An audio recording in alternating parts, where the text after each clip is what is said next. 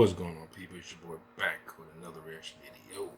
And I'll be reacting to 3 creepy, true hitchhiker horror stories. I think this is from Mr. Nightmare, but I'll look it up and I'll put a link to the video in the description if I remember. I want to say it's Mr. Nightmare. I'm pretty sure it's Mr. Nightmare, but yeah, I'll put a link down there for you so you can go check out his page. Good page, great narrations, very spooky.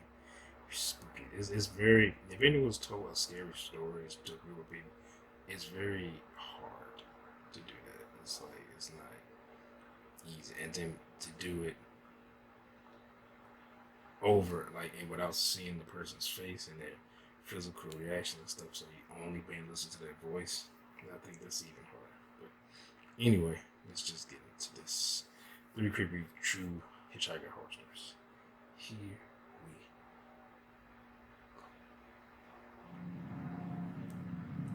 go. I feel like I've seen this. I think this is an old video. I think it's like 3 years old or something. I want to say. I might have seen this like a long time ago. Maybe I watched somebody else react to it. So this was told to me by an old family friend, Nikki, numerous times as a kid growing up, as one of those life advice stories to keep in mind through the years. And to her credit, I've never forgotten it. Whenever anything associated with hitchhiking comes up, it always springs to mind, and probably always will. Yeah, even makes me a bit ill whenever I think about it, actually. So Nikki, who grew up at the same time as my dad, so this was about early 80s, I believe, she was a young woman in her mid-20s. She's one of those real kind-hearted souls, always willing to help another out in a time of need, you know? And I can't imagine her being anything other than that when she was younger, so I totally see her doing this too. So driving into the city, which was about a 2-hour drive from town, she saw a man walking down the side of the road. As she neared, he turned and, in typical hitchhiker manner, stuck out the old arm and saw. He said this is in the 80s? Nikki, bless her heart, pulled over and asked him if he needed any help. She told me he was really polite, if not a bit shy, when he asked for a lift into the city. I don't think I've seen this video. Nikki gave a smile and popped open the passenger door for the guy, who then tossed his bag into the back seat and buckled up for the ride ahead. They talked pleasantly for most of the trip, about friends, the news, etc. You know, happy small talk. She felt that they were getting along very well, and even bought him dinner at the pit stop a little over halfway there. This sounds real familiar. She says he seemed really flustered and awkward when she paid, but one of the things they talked about was money and how he was pretty damn strapped for cash, which was why he was hitchhiking in the first place. But he eventually relented and they went on their way. As soon as they got into the city, he thanked her profusely for the ride and the food and asked to be dropped off once they hit downtown. Before getting out, he asked for Nikki's phone number so he could contact her one day and maybe catch up. Thrilled at the prospect of knowing how her new friend was faring, Nikki wrote it down for him and drove off with the warm feeling of having done a good deed. Now, I'm sorry if you were expecting something creepy to have happened by now, but I think this is what freaked me out so much as a kid. How nice everything seemed to have worked out. Nikki gets this crease in her forehead and a funny look in her eye when she tells me this next part. How a week later she got a phone call from the same man she had picked up. He didn't let her get a word in edgewise after hello and told her that she should thank God that she was raised so nice, because when he first got in the car, he was planning on raping and murdering her once they got to that pit stop. That he was going to steal that car and dump her body in a ditch further down the road and go on his merry way. But after she talked with him so calmly and even treated him to dinner with a smile on her face, he couldn't bring himself to do it. He didn't think that he could live with himself after doing that to such a nice lady. The man's final words on the phone were, "Please, Nikki, please, never ever pick up another hitchhiker." Then he hung up the phone. Nikki never got a call from him again. When she tried redialing the number, she got a payphone. So, I've learned one important thing from this story. That I'm going to take that man's advice and never, ever pick up a hitchhiker. They probably thought I was fucking crazy. But I like how he's like, I was going to rape and kill you, but I couldn't The bring Wrong myself to Hitchhiker by Nathan Oh, Bartholomew. Rob Dyke. Or Duke. Dyke. I've learned one thing from my one and I've only seen his experience picking up a hitchhiker. Don't pick up a hitchhiker. It was a Saturday night, probably around 1 in the morning. I was driving down the 542 in New Jersey, a route I commonly took to get into town. It was a long stretch of nothing but woods on either side with the occasional residence. I was on my way back home from town, and as usual at this time of night around our quiet old town, there was not a single other car on the road. I turned on the off-road lights on my Jeep to have optimal vision on the unlit highway, which allowed me to spot somebody far down the road, just standing at the side. As I got closer, I saw him raise his arm up and stick up his thumb. He was trying to hitch a ride. My heart started racing. I had no idea if I should stop or not. I slowed down just to get a better look at the guy, first of all. He seemed like a younger man, maybe 28. He had on a light gray hoodie with the hood over his head and blue denim jeans. The time to make a decision was immediate, and with a lack of my better judgment in the heat of the moment, I came to a stop, rolled down the window, and asked, "Where are you heading to, friend?" "Just up the road," he said in a deep, quiet tone. "Hop in," I called out the window. I'd have been like, you better start walking. He opened the door to my Jeep and stepped inside slowly. If he'd Jeep said Wranglers that- have very tight seals on the doors, so when he tried to close the door the first time, it didn't shut. I politely said, "Oh, the door didn't shut. Just open and slam it shut real hard. These doors are hard to close." The body language he was giving off in response was unsettling. About 3 seconds after I had finished my sentence, he looked at me, then turned his head slowly to the right, and again waited 3 or 4 more seconds before finally opening the door and then slamming it back shut. By the way this guy was moving, I already regretted my decision to let him in. I'd have been like, I put my foot on the gas and we started moving along the road. The speed limit on this Like, road just was let you know, 55, but I was going I have a gun. 75 just to get the guy to his destination quicker.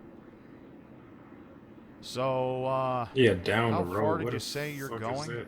Like, just down the road. There was an awkward gap of silence before he replied with, "Just a few miles up." I wanted to turn the radio on to kill this awkward and downright creepy silence, but something in my head told me not to for whatever reason. Suddenly, I could see just through the corner of my eye that the man had turned his head and was staring in my direction. At this point, I was telling myself that I needed to get this guy out of my car. For a good mile, I felt his gaze just hitting me like a brick, and all the while I tried my best not to look back. Finally, he turned his head the other way and said, "You know, I've been wondering for the longest time if it's just worth it to end it all." I looked at him in confusion. Shit. He dug his hand into his pocket and said, "I've been carrying this knife with me for the past few weeks, wondering when the right time would come." He pulled out a big red knife from his pocket, and at that I'd be like, instant right I now, felt like my stomach I'd had have dropped out slammed of my on body. brakes. I told him to put the knife away immediately. He told me in a calm, emotionless voice, "Pull over next to that sign." I did what he said, coming to a stop next to a speed limit sign, and what followed still haunts me. He began to slit his forearm next to 3 other scars from previous assumed this dude is self-inflicted cuts, fucking and let crazy, out a dude. disturbing moan. I managed to choke out the words, "You need to get out of my car right now, buddy." He looked at me again and said, "Get out of the car. I want to show you something." Fuck that. I told him no, I don't want and to see he it. raised his knife up closer to me as an obvious threat. "Just get out for a second. There's something I want to show you behind that sign." I knew my life was on the Yeah, line your and I had to be grave. smart. I said, "Yeah, okay, man. Let's go." I opened the door to my Jeep, making a point of leaving it open, raised my hands in the air and backed away slowly from the door. He too left the car and started walking over to my side.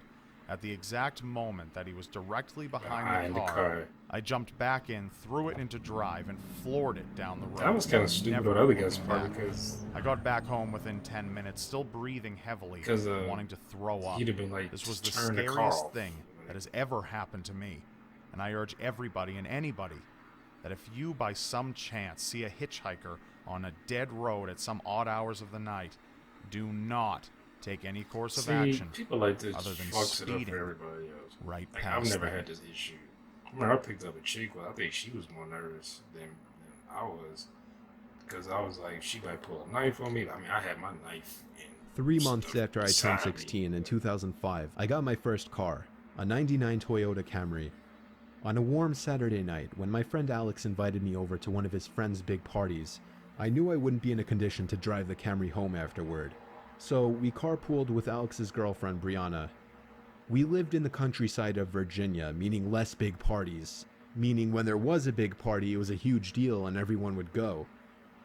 We lived about 5 to 10 minutes away from this kid's house. I knew where he lived as I was acquainted with him, but not exactly friends. The whole ride there, we took the same 2-lane highway type road through the woods, and this kid's house was actually on this road further down. At certain points on this road, there were a few houses on either side, and then it would just go back to being a long, empty highway again. The house was tiny, like a lot of houses around the area, but the party was held outside anyways, since his closest neighbors were relatively far away, and noise wasn't an issue. I'll skip most of the party up until the point that Brianna, who was supposed to be our designated driver, had to suddenly leave for a small family emergency. Alex said it was fine and that we'd find a ride home. Well, fast forward another few hours and another few drinks, and I could barely even walk straight. I checked my watch, and it was like 2 in the morning. I figured it was time to go. I started looking for Alex, but I couldn't find him anywhere. In fact, it seemed like everybody I knew had already left. I could barely even think straight, but I was still furious at the fact that Alex could have actually left without me. I asked to use the party host's phone and dialed Alex's home number. After 2 tries, I gave up and then realized I shouldn't wake his family up. So, literally not knowing what else to do, I dizzily stepped out onto the road and began walking back home. I knew this walk would take anywhere from half an hour to an hour in my condition. Maybe after 15 minutes of walking down the road, the slight shine of car headlights on the road was fading in from behind me. Jumping for joy inside, I lifted up my arm and stuck out my thumb. Fell into a ditch. As the car neared, it slowed down and came to a stop right next to me. The man driving the '98 Ford Explorer rolled down the window and asked where you headed. I told him my house was just down the road and beyond a right turn, probably slurring my words beyond comprehension. He chuckled and told me to hop in.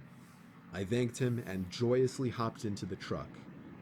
I was exhausted, and I remember completely disregarding things the guy was asking me because I was so close to just passing out. He's like, perfect. That's what happened. I can just rape the shit The out of memories you. of being in that truck turned to a fog, as I'm sure I passed out. I will never hitchhike drunk and get in the car where I'm that drunk where I'm about to black out. The next thing I remember, I woke up still in the moving truck. The guy looked at me and laughed, but didn't say anything. I looked around and realized the road we were on wasn't familiar. I nervously asked, where are we going? He then said, so what were you doing out this late anyway? As the man answered my very straightforward question with another irrelevant question, the sobering reality of the situation hit me. That license plate in like Europe. You can let me out anywhere, I told the man. No. The man responded with a firm no. Oh shit, I felt like throwing up as he said that.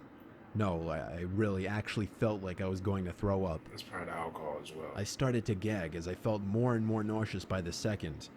The man took his eyes off the road to look at me, and that's when I thought of the perfect distraction. I turned in his direction as I continued to gag, and he started to kind of lean away and slow down the car. Thankfully, I drank as much as I did because I finally threw up and made a point of doing it all over the man's lap. The man yelled in frustration and stopped the car, and that's when I took it upon myself to run for my life into the woods and duck behind a few bushes. The man came following into the woods with a flashlight, and on two separate occasions, he shined the light straight over me without noticing. Really wanted you. Eventually, I heard his footsteps walk even further into the woods past me. That was when I ran back to his truck, but unfortunately, he was smart enough to lock it. By some miracle, I saw another car approaching in the distance, and I ran out into the middle of the street, waving my arms like a lunatic. The car tried to avoid me, but I wouldn't let it. They were forced to stop, and I yelled at them to help me before they came back. Once I told them that I was kidnapped by the man who was driving that Ford Explorer, the driver agreed to give me a lift. Not to the police station or anything, but to my house. I made it back safely, where I couldn't thank the driver enough. You didn't report I any immediately woke up my parents and told them. you was My so dad wanted to drunk. know if I got his tag number. And then I felt like punching myself in the face. Didn't get it because he was so I drunk failed to and get the scared. simplest information from the guy that would have allowed me to actually properly report him. All I knew was that he drove a faded blue '99 Ford Explorer. I made sure to give Alex a piece of my mind, and part of me always held a grudge against him ever since, just for abandoning me at a party without telling me. Probably drunk off I his haven't ass. seen him in 4 years now, however, and this was actually the first time I even thought about this incident for almost a year now. As time goes on, even the worst of memories may start to fade, but after writing this to share with the internet, it's once again fresh in my mind. Yeah. He does like lists and stuff like top 10 like haunted house, top 10 highway murderers and stuff like that. Yeah, I remember I used to watch some of his stuff. I ain't watched his stuff in probably over a year. Never. I might have been two. Might be 2 years. Because he started kind of getting a little political and stuff, like talking about different stuff. And I was just like, yeah, that's not why I was watching. Kind of like the Hodge one. He started getting real political about stuff, and I was just like, yeah, that's not why I watch you for that. I mean, you're not Philip DeFranco. And then I remember I watched him. He was on like they were on like Steven Crowder or something like that. Because I guess I didn't know this. I saw somebody comment on it, like on those pages, those videos that I guess they're like conservatives, whatever, so people, and people that are not conservatives like fuck you now. Who I like them. I still look at some of the Hodge Twins videos, but when they start to getting political, I'm like, I don't watch it. Like that's not why I start watching. But yeah, don't. You had to be real careful here, especially that first video. He said that was in the 80s, during a time when people were like serial killers and shit was going around. Like, you need to be very careful, like who you pick. Like I picked up people because I was like I'm super badass, and I can just beat anybody in like a tenth of a second. But I mean, I could have easily been stabbed. I picked it because I know I picked one guy when I was, I might have been 17. I picked the guy up. I saw his car had broken down. He was maybe half a mile away walking and away from it. And I picked him up. And, because he didn't even have his thumb out. I just kind of pulled over and said, you need a ride. Because it was like, I want to say it was nighttime. I want to say it might have been 10 at night or 11. And I remember I picked him up. I took him to his house. And this was in Mississippi. And he lived deep into the woods. And then, and it's funny because I had been over there to that house before, but I didn't recognize it at first. And when I pulled up, at first I didn't recognize it. I hadn't been over there in the dark. And I said, wait a minute. Is this so-and-so's house? And he's like, yeah. He's like, yes, my sister. And I was like, what? I was like, go to school with your sister. He's like, you do? I was like, yeah. I was like, oh, man. He's like, we were talking in the car, but, and then, you start talking at first and then you stop because it was so long. I said, man, what the hell this dude live? I said, because it started going through my mind, like, is he setting me up? Because at that time, I had no knife. I have my retractable baton. I ain't have nothing on me. I think I had my dad's shotgun in the trunk, but that was I think it was in the trunk. I can't remember if we left it in there or he took it out, but that's in the trunk. And I mean, I got to get to it and load a shotgun and all that stuff. That's too cumbersome. But yeah, and then there was another time I picked up a chick I said in the video, and she was fine. And I didn't even realize how fine she was. I mean, I could see she had a nice body on her. She was wearing like short shorts. And I was driving, this when I was in the military, and I was just around the fourth or fifth time I've driven home from Oklahoma to Chicago. Yeah, well, I was driving actually. Well, yeah, this time I was driving from Oklahoma to Chicago. My dad lived in St. Louis at the time. Yeah, well, at the time he still lives there, but he lives in Ferguson. He lives in Ferguson, Missouri. But I was driving, actually going to my mom's house in Chicago and visiting her. And I remember I picked her up. It's a stretch of road that's about like, I think it's like 100 miles. It's from, I can't remember exactly where it starts from. But I know that it ends in Tulsa. Like, it's a stretch of road that doesn't have any exits for like 100 miles. Like, this is the last exit. So you have to get to there's a lot of cars on that road too that like either, I guess they get broke down. They probably ran out of gas because they didn't always got gas right there. Cause I like read those signs. So, and I remember she was walking on the road and it was hot. I was like, this was in summer. And I was like, it is stifling out here. And she was walking.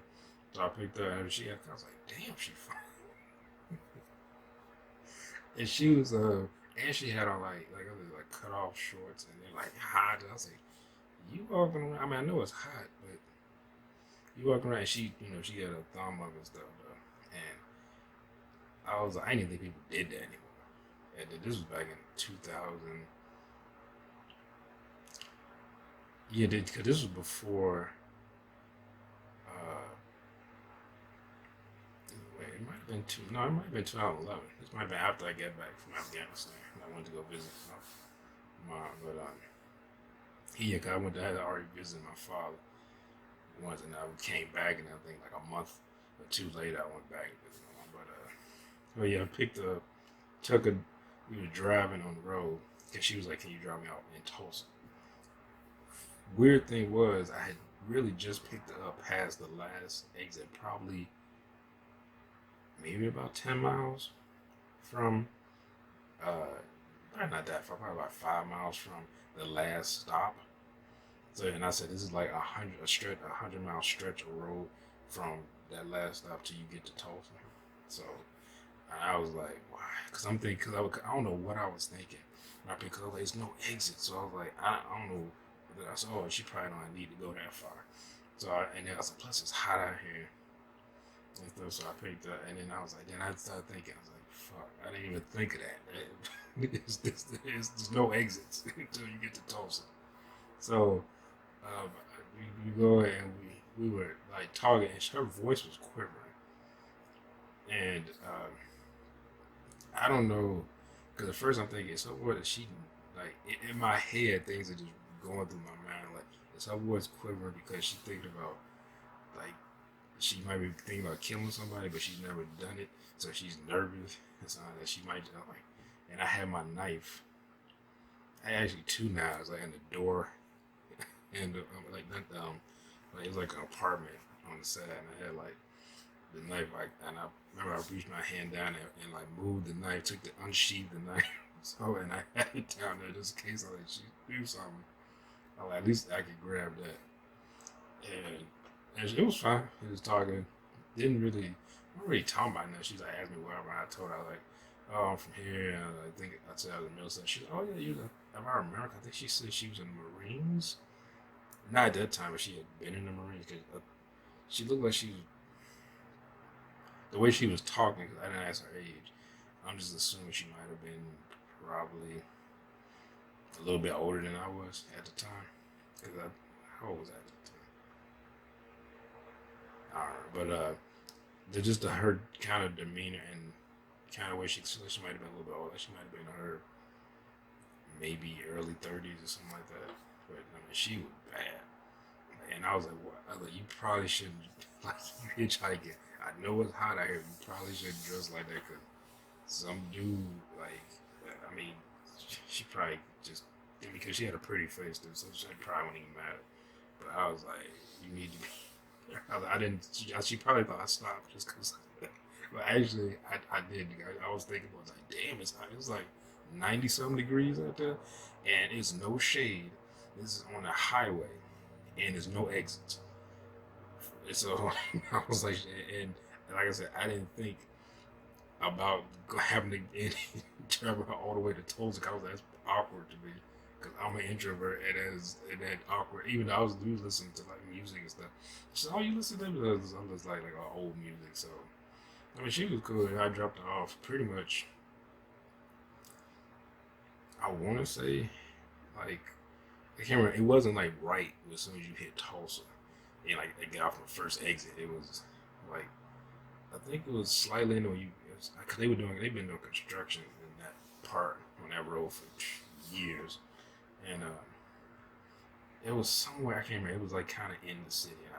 I had to get off because I remember I got fucking turned around and it was going like the wrong way and got messed up for like about 30 minutes. Cause then I ran into traffic on the roads and trying to get back on the highway. And but it was somewhere in there and I dropped off. She was like, I can't remember her name. But yeah, she was cool. And then I remember another guy just picked him up and dropped him out literally maybe like 5 miles away. White guy, and he was fine. He talked like he was from California or something. And this was in this when I was this was actually before any of that. It was when I was living in St. Louis. So that one was the second time I picked up a hitchhiker. This was in St. Louis. I was going to school. It was in the morning. I was going to school, and back when I was going to college from 7 in the morning until 5:45 in the afternoon, and I remember picking him up. I can't remember that road, that highway, but I remember picking him up. It took him like 5 miles, and dropped him off at I think it was a car dealership. He's like, I'm going to buy a car. I was like, I remember he said I've been without a car for like I think he said 2 months or 3 months or something like that. And he's finally going to get, but he had no transportation. He said his girlfriend was at work, so he said he finally saved up enough to just go buy like I think he said like a Kia, because in St. Louis, like in that area, it's like Kia dealerships all over the goddamn place. He said I'm gonna go buy a Kia. He said, I don't really want one, but I remember he said that because I thought that was funny. I don't really want one. I hate those fucking cars. He said, but he said, I need something. So I was like, well, you do what you gotta do. I said, at least I said, when you start, you save up, make some more money, you can trade it in, because those cars aren't that expensive over there. They're little small little cars, but yeah, those are my. I want to say I picked somebody else up before. I don't remember. I think I picked a friend, but well, I wasn't friends with her, but we went to high school together, and I picked her up and drove her home. Yeah, I drove her like down the road and drove her home, and we were kind of like cool after that. But we never like socialized before that. We seen each other in school. But yeah, you gotta be careful, man. You gotta be careful out there. Careful out there picking people up nowadays. Yeah, like even if you have weapons, like you don't do it. It's risky. You might be perfectly fine and pick people up. I know people who pick people up all the time, like truck drivers. When I was doing that, pick people up, never had an issue. But man, it's always one or two sprinkling. I mean, I'm sure people pick people all the time. Like you talking about maybe let's say it's 100 issues like this where people have problems, whether they get killed or threatened or something like that, or robbed. I didn't say. I completely forgot that chick that I was because I thought it was hilarious, but she offered to give me fellatio, and I was willing to do it, but at the same time, I don't know this chick. she's fine, but I don't know her. And I had driven from Oklahoma City to Tulsa, so you can look that up. It's far, so you can look at the distance if you want to. And it was hot. I mean, even though I had the air conditioner on, I was still like sweating. Like, sitting in the seat for long, you start sweating, and I was like, probably not the freshest. So, because I actually I didn't turn the air on until she got in the car. That's what it was. Because I was like, cause I'm the type of person like if I'm going fast on the highway, it's fine. It's hidden because you keep moving, But when she got in the car, I turned the air on. So the next, I want to say it's 100. It might not be quite 100, but it's a long distance from that last stop to Tulsa. And I remember she offered me, and I said, and I also felt bad because I didn't want her to feel. She probably was doing it because she felt obligated because I gave her a ride for so long, such a long distance. Because I was like, where were you gonna stay? Because there's no exits. You'd have had to walk this. Like, and I don't know if she didn't know there aren't any exits, but I was like, I don't know what was you were thinking or what was gonna happen. I said, you got lucky when I guess she was hoping that somebody would just pick her up. Maybe that's why she was in the leather straps in the car because it was hot, but still but yeah, I forgot to mention because I don't know how I forgot that. I was thinking of that while I was watching this because I was like, oh yeah, I remember that story because I remember she offered to do that, and I was like, I felt bad like accepting it, but because I was like, that's not. I didn't do that for this reason, and plus I didn't know her, and I feel like, I don't know what she might do, and she might be crazy and like bite my shit off, and I was like, I don't know you like that. Plus, it's cool, you good, and a crackhead offered. I gave a crackhead a ride once, but she asked me. She saw me coming out of a grocery store, asked me to give her a ride. I gave her a ride, I don't know, maybe like 3 miles away or something like that. And she told me, she kept kind of touching me and stuff like that. And told me something, can I suck your dick? And I was like, no, I'm good. I lied and said a girlfriend, which I didn't at the time. I think I was like 16 back then. But anyway, I hope you all enjoyed my reaction, everyone. Make sure to hit that thumbs up button if you did. Make sure to subscribe and share. And I'll see y'all next time. Peace.